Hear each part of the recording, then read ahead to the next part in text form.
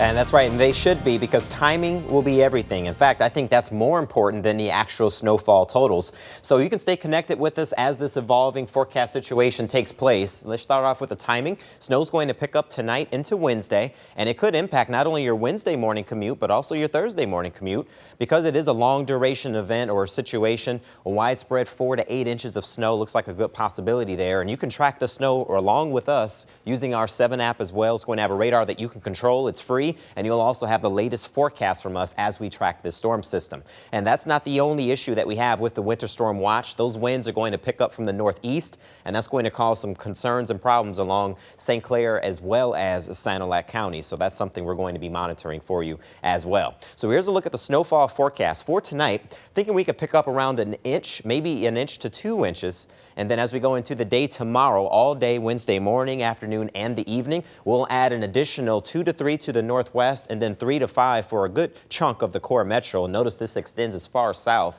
as Monroe and Lenawee counties, and that is an update to the forecast. The system appears to be further south, which means it's going to bring the higher totals further south. Therefore, that includes Lenawee and Monroe counties. Now let's jump into futurecasts, and we're going to time this out for you. Before tonight, snow is just now starting to get going. Temperatures are going to be in the 30s, so what falls will stick.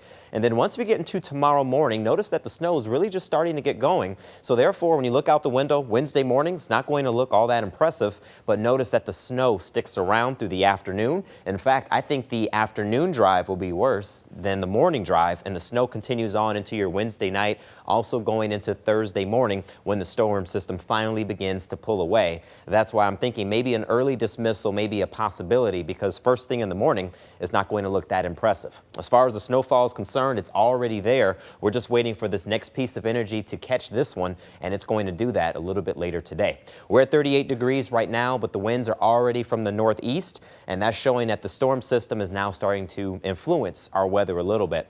So your forecast for today, the snow is going to arrive later tonight, so we should be okay. Mostly cloudy. That light mist will be out there of some of the rain.